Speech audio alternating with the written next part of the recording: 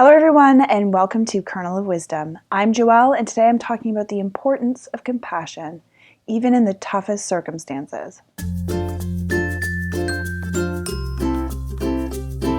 People are often unkind, and sometimes they might even seem outright evil, participating in acts of violence, terrorism, hate, and more. What I've found is that reacting to unkindness, with more fear, hate, negativity, anger, it doesn't help. Consider for a moment some of the research that shows that those who are abused tend to become abusers themselves.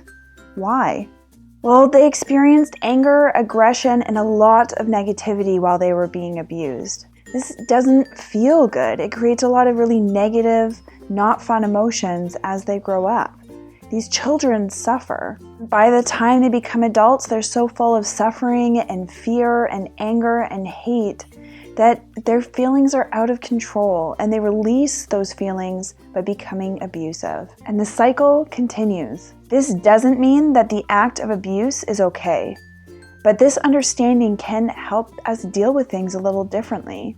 It's not their fault they feel the way that they do, but it is their problem. You see, to me, every single action that we take either comes from a place of fear and suffering or a place of love and kindness. If we act from fear and suffering, we get more fear and suffering. Think about it. When you're afraid or when you're really suffering, how do you react?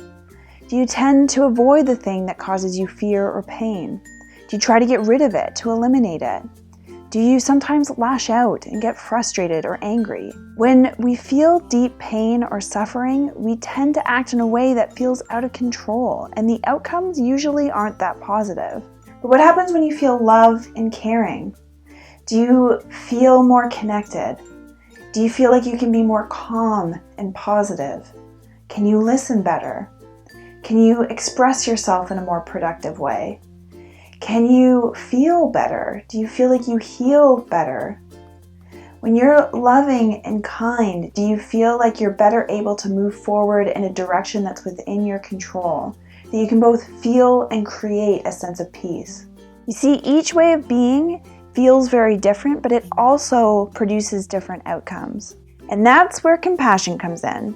Compassion is essentially seeing the fear and suffering in someone else and choosing to respond with love and kindness. When doing a compassion meditation, we have the opportunity to picture someone we may be having difficulty with and think toward them sayings like, "May you be happy.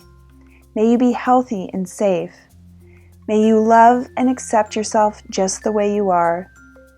May you be free from suffering, and may you be an example of peace." With enough compassion practice, as we say these things, we can actually feel anywhere that there is a disconnect. We start to notice the statements that don't seem to actually line up with the person we're thinking about, and we see their pain and suffering. This not only helps us see where they might need healing or support, but it helps us feel better because we start to realize that their hurtful actions aren't about us at all. It's because of their own pain and suffering.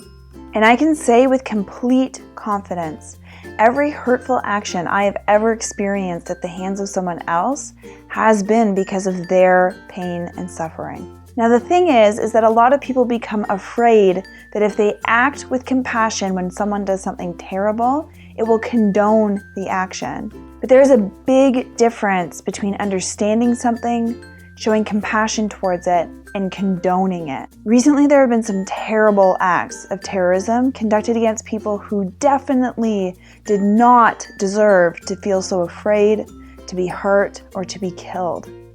It is really sad and absolutely not condonable. But what if we did choose to respond with compassion instead of anger and hatred?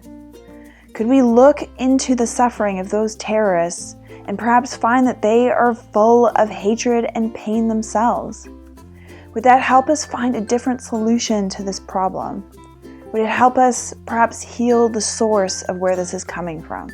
I believe it could. I believe when we act with compassion, we get to the root of these issues. When we can see that people do terrible things because of their suffering, we can start to heal that pain and suffering instead of causing more pain and suffering. And if the root cause is gone, if they no longer feel that pain and suffering and anger and hate, why would they attack? But if we contribute to more pain and suffering, aren't they going to keep lashing out with more anger and hatred and hurt? Remember that fear and suffering makes us feel out of control to our emotions, but love and kindness can help us heal and help us productively and proactively move forward. I hope this video helps explain why compassion is so important, especially in the face of terrible deeds. If you have any questions or comments, feel free to post them below or shoot me a note. As always, you can subscribe if you would like more mindful videos, and otherwise have a great day and happy meditating. Bye.